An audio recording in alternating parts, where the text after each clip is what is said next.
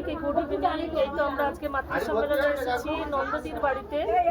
আমাদের একটা ছোট্ট মা এসেছে, এই যে চিনি মা। চিনি, তুমি এসেছো মাতৃ সম্মেলনে? চিনি এসেছে মাতৃ সম্মেলনে। রেনু মা, এই হচ্ছে নন্দদি।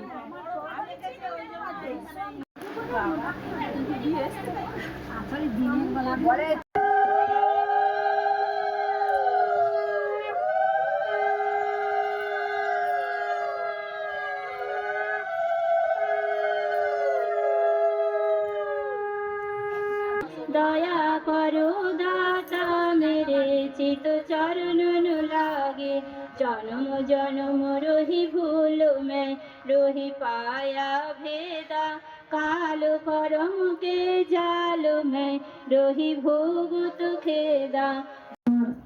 পারিবারিক এবং পারিপার্শ্বিক এবং উপস্থিত যেসব মায়েরা এখানে উপস্থিত রয়েছেন প্রত্যেকের শুভ কামনা করে পরম পিতার আতুল চরণে আমরা 5 মিনিট নাম জপ করব। নামের সময় হলো প্রথমে সত্যানুসরণ, তারপর নারী নীতি। যে করে তাই করো, জ্ঞানাভিমান জ্ঞানের মতো অন্তরায় আর কোনো রিভু তত নয়। যদি শিক্ষা দিতে চাও তবে কখনোই শিক্ষক হতে চেও না। আমি শিক্ষক, এই অহংকারকেই কাউকে শিখতে দেয় না। অহংকে যত দূরে রাখবে তোমার জ্ঞানের বা দর্শনের পাল্লা তত বিস্তার হবে। অহংটা যতই মিলিয়ে যায় জীব ততই সর্বগুণ সম্পন্ন নির্গুণ হয়। নারী নীতি থেকে কিছু অংশ পাঠ করছি। মায়ের মতো তুমি মানুষের মায়ের মতো আপনার হইতে চেষ্টা করো, তাহা কথায় সেবায় ও ভরসায় কিন্তু মেশায় না, দেখিবে কতই তোমার হইয়া যাইতেছে। মায়েরা উলুদনি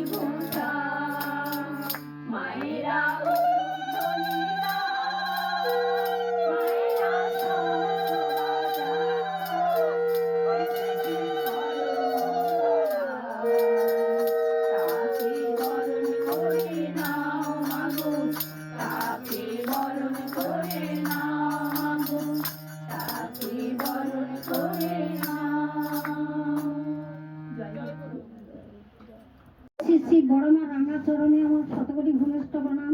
পরম পূজ্যপাদ শ্রী বরদার চরণে আমার শতকোটি ভূমিষ্ঠ প্রণাম। পরম পূজ্যপাদ আচার্য দেবের চরণে শতকোটি ভূমিষ্ঠ প্রণাম। উপস্থিত আমার মায়েরা, আজকে প্রত্যেকের শুভকামনা করে সত্যি আজকের এই 82 বছর বয়সে আমি যে মাতৃ সম্মেলনে আসতে পারবো সেই কথাই আমি নিজেই জানি না, কিন্তু ঠাকুর আমাকে যে কেমন ভাবে নিয়ে আসে। আর যাই কিছু না পারি আমি গিয়ে তাদের সঙ্গে একটু নামটা করলেও তো আমার জীবনটা সার্থক হয়, এই ভেবেই আমি আজকের এসেছি। সবাইরই মঙ্গল কামনা করি। এই যে মায়েরা এসেছেন, মায়েরা পারে না এমন কিছু নাই। মাতৃ সম্মেলনের একমাত্র উদ্দেশ্য সংসারে মায়েরা পারবে সব কিছুই করতে। একটি ঘটনা মনে পড়ে যে একটি বাড়িতে এই দাদার কাছেরই ঘটনা শোনা, আচার্যদেবের কাছে।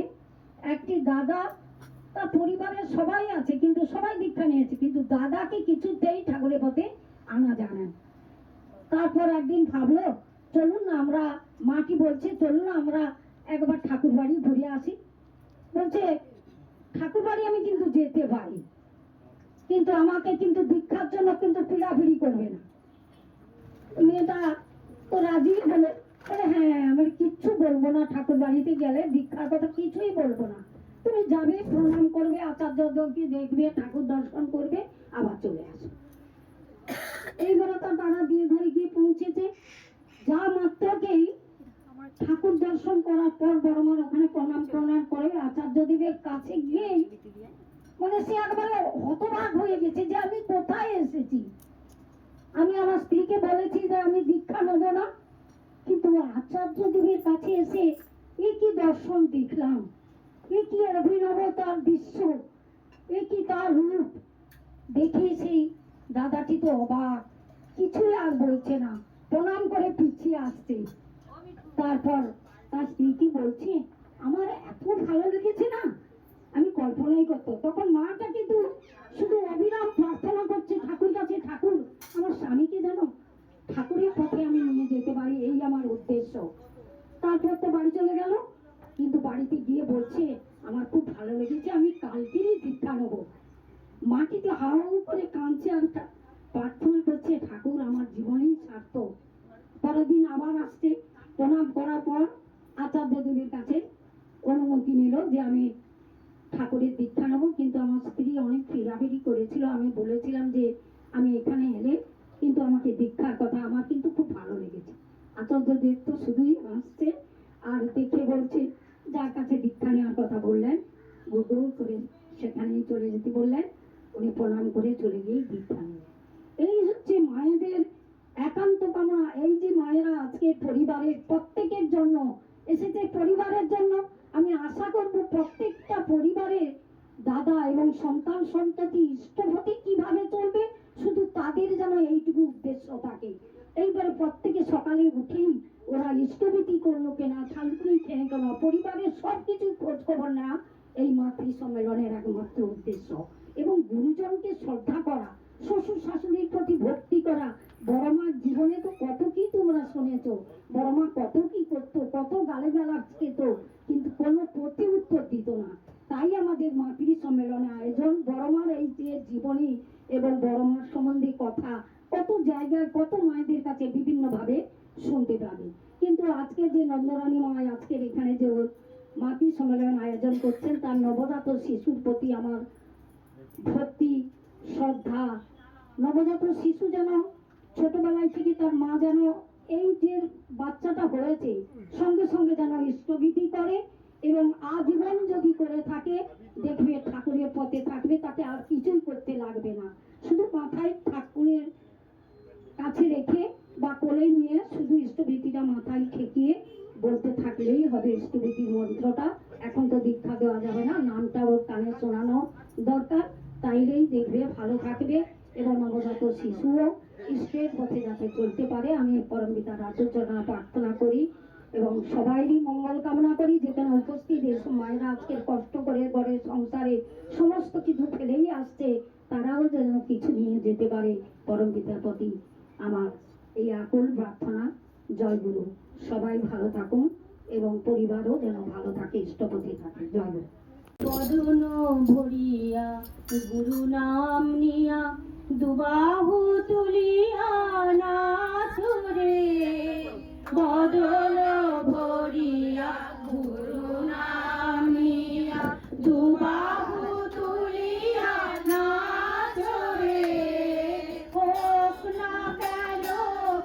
পাষাণ হৃদয় নামেতে যাইবে বলিয়া রে, হোক না কেন পাষাণ হৃদয় নামেতে যাইবে বলিয়া রে, বদন ভরিয়া গুরু নাম নিয়া বাহু তুলিয়া নাচ রে, প্রেম মাখামাখি নামেরি সনে উথলিতে প্রেম নাম উচ্চারণে, প্রেম মাখামাখি নামেরি সনে উথলিতে প্রেম নাম উচ্চারণে, প্রেম সুধারা বহিবে নয়নে, প্রেম সুধারা বহিবে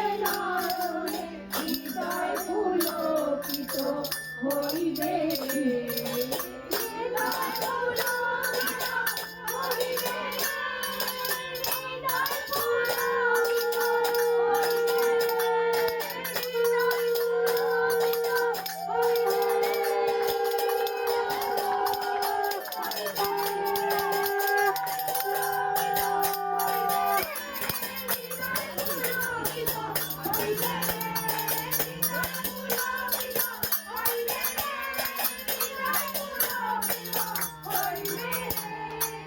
মরণ বহিয়া গুরু নাম নিয়া দুবাহু তুলিয়া নাচ রে, পুরুষোত্তমম বন্দে পুরুষোত্তমম বন্দে পুরুষোত্তমম বন্দে পুরুষোত্তমম বন্দে পুরুষোত্তমম বন্দে পুরুষোত্তমম। পরম প্রেমময় শ্রী শ্রী ঠাকুর অনুকূল চন্দ্র জি কি পরম প্রেমময় শ্রী শ্রী ঠাকুর অনুকূল চন্দ্র জি কি পরম প্রেমময় শ্রী শ্রী ঠাকুর অনুকূল চন্দ্র জি কি পরম আরাধ্যা জগৎ জননী শ্রী শ্রী বড়মা কি পরম আরাধ্যা জগৎ জননী শ্রী শ্রী বড়মা কি পরম আরাধ্যা জগৎ জননী শ্রী শ্রী বড়মা কি পরম পূজ্যপাদ শ্রী শ্রী বর্দা কি পরম পূজ্যপাদ শ্রী শ্রী বর্দা কি পরম পূজ্যপাদ শ্রী শ্রী বর্দা কি পরম পূজ্যপাদ শ্রী শ্রী আচার্য দেব কি পরম পূজ্যপাদ শ্রী শ্রী আচার্য দেব কি পরম পূজ্যপাদ শ্রী শ্রী আচার্য দেব কি সৎ সঙ্গ কি মাতৃ সম্মেলন কি শ্রাবণ পরিক্রমা কি বন্দে পুরুষোত্তমম বন্দে পুরুষোত্তমম বন্দে আর্য পিতৃ বন্দে মাতৃবর্গন বন্দে অহং কৃষ্টি দৈবতম বন্দে পুরুষোত্তমম বন্দে পুরুষোত্তমম বন্দে পুরুষোত্তমম পরম প্রেমময় শ্রী শ্রী ঠাকুর অনুকূল চন্দ্র জি কি জয় গুরু। বলে যে সবাই প্রসাদ